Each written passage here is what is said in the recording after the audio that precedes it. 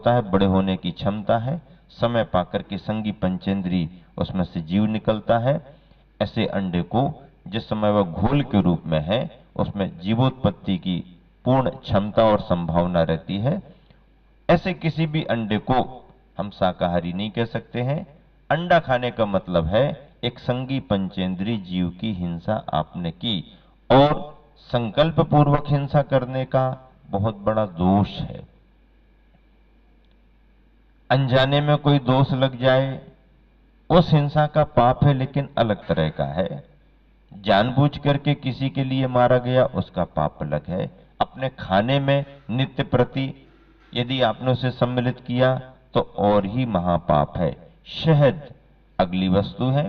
शहद भी मधुमक्खियों के छत्ते से प्राप्त होती है। चाहे मक्खियां उड़ा दो धुआं करके और चाहे ना उड़ाओ, मक्खियों का एक तरह से उसमें सभी कुछ, मक्खियां पराग चूस चूस करके आती हैं, फूलों का रस लेकर के आती हैं, वो उनकी प्रकृति है। आकर के वो स्टोर करती हैं, वो भी ठीक है।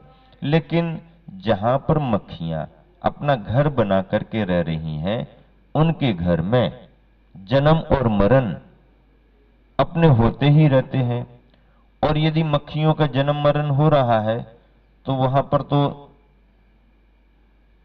सब कुछ उनके शोर सूतक और लार थूक कलेवर उनका सब कुछ उसमें पड़ा है, मिठास उसमें है। आयुर्वेद की दृष्टि से कुछ गुण भी उसके बतला दिए जाएं, वो सब गौण है। जीव दया मुख्य है। जैनेतर ग्रंथों में भी कहा गया है स्पष्ट तौर पर, शहद की एक बूंद का भक्षण करने में उतना दोष लगता है। कितना दोष लगता है? 7 गांव के जलाने पर जितना दोष लगता है उतना दोष शहद की एक बूंद के भक्षण करने पर लगता है। 7 गांव, गांव में कितने जीव होंगे? स्पष्ट जैनेतर ग्रंथों में लिखा है। इसलिए मद मधुमांस के त्याग को जैनियों का कुल धर्म अनिवार्य अष्टमूल गुणों के रूप में कहा। 5 उदंबर फल, बड़, पीपर, उमर, पाकर, अंजीर आदि जो भी हैं, इन फलों में स्पष्ट रूप से उड़ने वाले, चलने फिरने वाले जीव दिखाई देते हैं, आंखों से दिखाई। फल को फोड़ो, उड़ते हैं। फल फूट गया, चलने फिरने वाले अनगिन अनगिन, जिनकी गिनती नहीं, काउंटिंग नहीं कर सकते आप, इतने जीव, 30 जीव उनमें भरे रहते। ऐसे प्रतिनिधि फल और भी इस प्रकृति के अन्य फल हो सकते हैं, वो इन्हीं फलों में गर्भित हो जाएंगे, ये क्षीरी फल माने जाते हैं। ऐसे 5 प्रकार के फल जो स्पष्ट रूप से 30 राशि का भंडार है, उन फलों को, फल कोई भी खराब होता है, सड़ता गलता जीव आते हैं। फल के, अनाज के सड़ने गलने पर जीव उत्पन्न होना अलग बात है।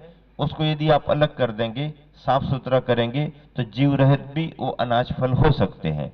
लेकिन जिन फलों में नेचुरल फल की ही प्रकृति में इतने जीव प्रचुर मात्रा में अनगिन भरे पड़े हैं, उन फलों को जैन कुल में त्याग करके श्रावकाचार में उसे जैन कुलाचार कहा गया है। इसी के साथ में अगली बात, जैनी की पहचान के रूप में पिछले दिनों में 3 बिंदु बताए थे। कितने बिंदु बताए थे?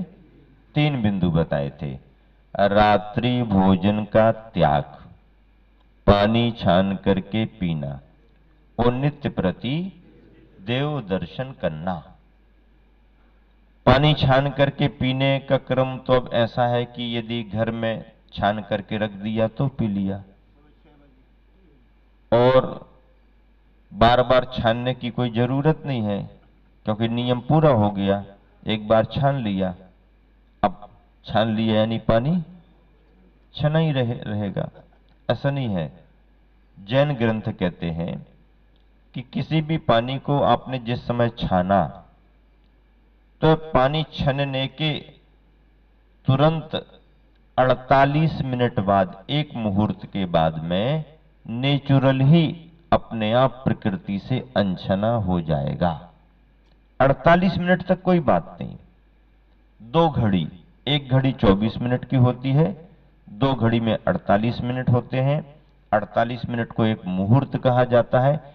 आपके द्वारा छाना गया पानी 48 मिनट तक कुछ उसमें डालने की जरूरत नहीं, वह छना ही रहेगा।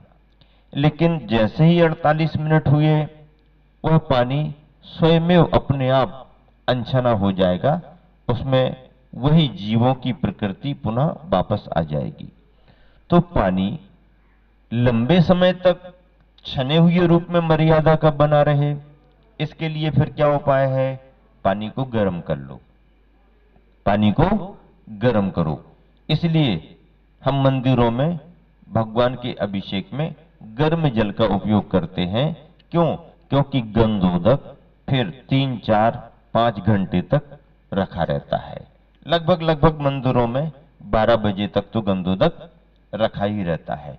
सुबह मान लीजिए 6 और 7 बजे अभिषेक हुआ, अब उसका गंधोदक 12 बजे तक अनछने रूप में ना हो पाए, हमारे लेने योग्य प्राशुक गंधोदक बना रहे, तो उस हिसाब से पानी को पहले गर्म करना। जरूरी नहीं है कि उतने ही गर्म पानी से प्रतिमा का अभिषेक किया जाए। उतने ही गर्म पानी से यदि प्रतिमा, धातु की प्रतिमा का अभिषेक करोगे, धातु में केमिकली चेंजिंग आएगी। प्राशुक करो पानी, पर उस पानी को थोड़ा सा सामान्य करो आप। नहीं, गर्म हो गया ना, अब लेकर के भगवान को फिर जितना गर्म किया उतना ही महाराज जी को भी हाथों में सीधा नहीं, प्राशुक तो उतना ही करना पड़ेगा, लेकिन उसके बाद फिर उसे सामान्य। प्राशुक करने के बाद, गर्म करने के बाद सामान्य कर लेंगे तो भी वही मर्यादा बनी रहेगी। ऐसा नहीं कि उतना ही गर्म रहेगा तब मर्यादा नहीं। एक बार गर्म हो गया, अब पानी को नॉर्मल कर देंगे तो भी उसकी मर्यादा उतने समय तक, 6 घंटे तक चली जाएगी। ये अपना सिद्धांत है। अब यदि कोई गर्म करने के सिद्धांत को उतनी मान्यता नहीं देता, और यदि वो कहने लगे कि श्रावकाचार में ये भी तो लिखा है कि कोई लवंग वगैरह का भी चूर्ण डाल करके प्राशुक कर लिया जाता है, तो हाँ, पानी में कुछ पदार्थ मिला करके ठंडाई जैसा बना लो, तो ठंडाई प्राशुक हो गई। पानी को तुरंत छानो और मसाले मिला करके यदि आपने उसको पानक पेय ठंडाई बना दी, तो उसे गर्म करने की जरूरत नहीं है। वही कच्चे पानी में, छने पानी में मसाले मिल गए, स्वाद बदल गया, रंग बदल गया, आप बिल्कुल ठंडाई 6 से 12 बजे तक पी सकते हैं, खूब आराम से पियो। गर्म करने की आपकी मान्यता नहीं है पानी को, तो आप लवंग का चूर्ण डाल दो। लेकिन ईमानदारी इतनी बरतना पड़ेगी इस कार्य में कि कितना पानी है, उस पानी के परिवर्तित होने में उसके अनुपात से कितना लवंग का चूर्ण डाला जाए। यदि मान लीजिए 1 बाल्टी पानी आपको प्राशुक करना है अभिषेक के लिए, तो 1 बाल्टी पानी में लवंग का चूर्ण कितना डालना चाहिए? 1-2 लवंग डालने से तो वो केवल मान्यता तुमने बना दी कि हमने लवंग डाल दी। 1 लवंग 2 लवंग डालने से कुछ नहीं होता, ऊपर ऊपर तैरते रहते हैं, केमिकली चेंजिंग कुछ नहीं। ना उसके स्वाद में अंतर आता है, ना उसमें उतनी हीट जा पाती है, ना कलर में अंतर आता, कुछ अंतर नहीं। ये मन समझाने का एक तरीका है, बाकी निर्दोषता नहीं है। 48 मिनट तक निर्दोष रहेगा वो जल, 48 मिनट के बाद अपने आप अनछना हो जाएगा। 2-4 लवंग तैरती भी रहे तो भी अनछना हो जाएगा। और ऐसे अनछने जल का आपने गंधोदक बना करके 12 बजे तक रखा, तो अब अनछने जल का गंधोदक ले रहे हो। प्राशुक जल का गंधोदक नहीं, अनछने जल का गंधोदक है आपका। इसके लिए या तो आप पर्याप्त मात्रा में अच्छा लवंग का चूर्ण बनाओ, उसके लिए कूटो, अच्छा चूर्ण बनाओ, उसमें डालो मात्रा अनुसार, उसमें कलर परिवर्तित हो, आप अंगुली डालें तो पानी की तासीर में, हीट में कुछ अंतर आपको लगे, और यदि कोई उसे कुल्ला करे, पानी पिए, तो उसके स्वाद में उसको अंतर आए, तो प्राशुक माना जाएगा और 6 घंटे तक आराम से चल सकता, कोई बाधा नहीं है, कोई बात नहीं है। तो ऐसे जल के बारे में, पानी को छान करके पीना जैन सिद्धांत है। स्टोव को भी सुरक्षित रखने के लिए तेल डालते हैं तो छान करके डालना पड़ता है। आपको अपने स्टोव पर पता नहीं कितना भरोसा है कि अनछना डालते रहो डालते रहो डालते रहो तो तुम्हारे स्टोव भी ठीक ठाक बिना पिन के भी, लेकिन ऐसा नहीं है। इस स्टोव को भी बार बार पिन करना पड़ते हैं, बार बार इसे ठीक रखना पड़ता है। पानी को छान करके पीना बहुत अच्छी बात है, घर पर छन गया है अच्छी बात है, लेकिन आप जिस समय उपयोग कर रहे हैं उस समय भी यदि आपने कह दिया पानी को छानो, स्वयं अपना छान लो, क्या फर्क पड़ता है। अब जो बाजार में खा रहे हैं, चाट पकोड़े ठेलों पर खा रहे हैं, अब उनको क्या नियम दें कि पानी छान करके पियो। तो जो खा रहे नहीं खा रहे, कम से कम छानने की परंपरा बरकरार रखो तो कभी न कभी उसका महत्व मालूम होगा।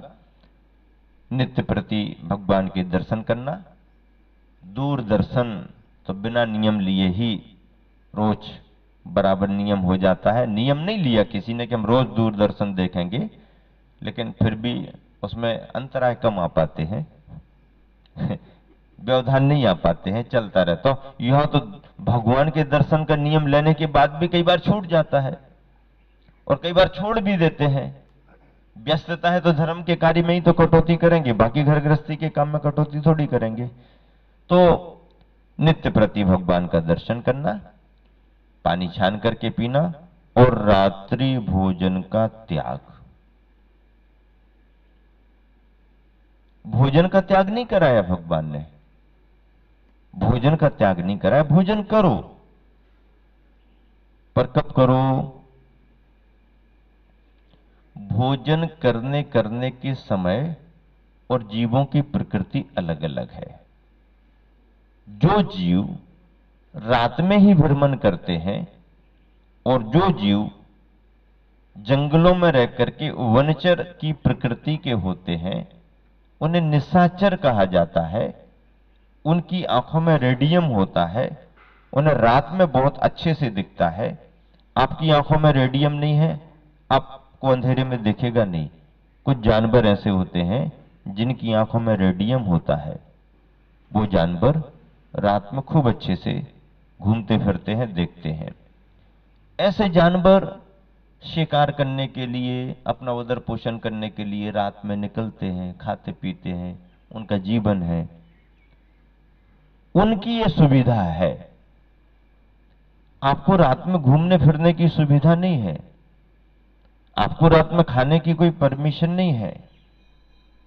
रात में भूत व्यंतर निकलते हैं, लेकिन अब इसको भी हमने बदल दिया कहना। भूत व्यंतर रात में उस समय निकलते थे जब लाइटों का जमाना नहीं था, अंधेरा हो जाता था। अंधेरा होने पर लाइटें नहीं है तो फिर रात में भूत व्यंतर कौतूहल करते हुए, आवाजें निकालते हुए, यहां वहां डराते धमकाते निकलते थे। अब जब से लाइटें आई हैं तो भूत व्यंतरों ने रात में निकलना बंद कर दिया। क्यों? क्योंकि उनको समझ में आने लगा ये दो पांव वाले ये भूत व्यंतर अब रात में ज्यादा घूमते फिरते हैं दिन में टाइम नहीं मिला, चलने दो चलने दो चलने दो।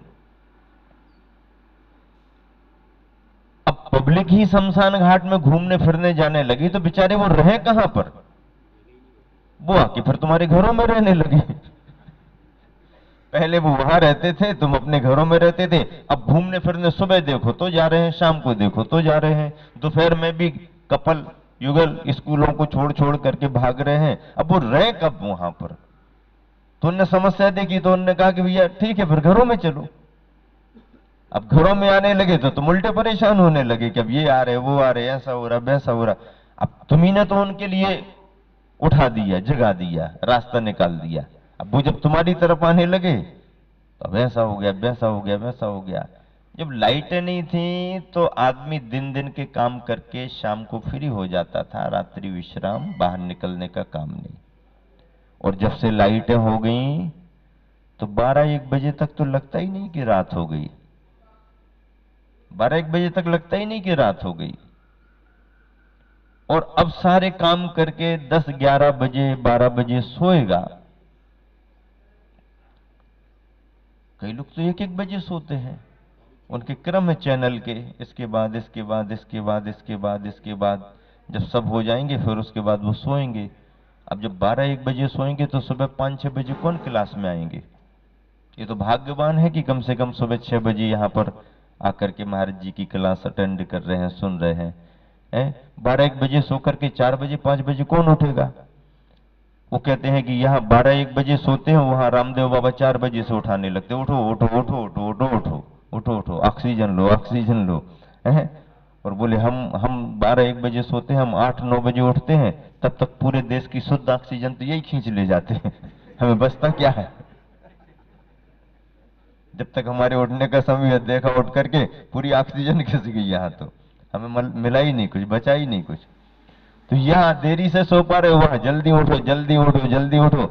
अरे वो ये तो प्रकृति ने कहा है जल्दी उठना अच्छा है, उसके लिए जल्दी सोना भी अच्छा है। पर विद्युत के जमाने ने दिन और रात का अंतर खत्म कर दिया है। आज के समय सारा व्यापार आधे दिन और आधी रात का हो गया है। सुबह 7-8-9 बजे कोई व्यापार की चर्चा नहीं। बड़े बड़े शहरों में लगभग 10-11 बजे मार्केट शुरू होते हैं और रात में 10-11 बजे तक मार्केट चलते हैं। तो आधे दिन और आधे रात का व्यापार हो गया। ऐसा होने के कारण सहजचर्या तुम्हारी खाने पीने की बाधित होने लगी। जो व्यक्ति रात में 12-1 बजे सोएगा, सुबह 8-8:30 बजे उठेगा, तैयार होगा, 9-9:30 बजे नाश्ता करेगा वो। अब 9-9:30 बजे नाश्ता उसने किया तो मार्केट में निकलने के पहले नाश्ता फिर थोड़ा सा अच्छे से ले लेता है, तो समझ लो उसका नाश्ते के नाम पर आधे पेट से ज्यादा भोजन हो गया। और अब ऐसा यदि किसी ने नाश्ते के नाम पर आधा पेट भोजन कर लिया है, फिर उसे भूख कब लगेगी? 1-2 बजे लगेगी। अब 1-2 बजे उसने भोजन किया है तो 5 बजे 5:30 बजे जमता ही नहीं। फिर वो 9 बजे 8 बजे 9 बजे फ्री होकर के भोजन करेगा। इसका मतलब क्या कि दिनचर्या बदली तो ना चाहते हुए भी तुम्हें वैसा ढलना पड़ा। यहीं पर अपन विचार करें, एक अजैन आदमी जो सर्विस करता है, ड्यूटी पर 10 बजे जाता है, अजैन है, रात्रि भोजन का त्याग नहीं है, स्कूल में कॉलेज में पढ़ाई करने के लिए पढ़ाने के लिए जाना। अब वो जाएगा तो घर पर भोजन करके जाएगा। 10 बजे यदि उसने भोजन कर लिया तो 10 बजे भोजन करेगा तो उठेगा कितने बजे?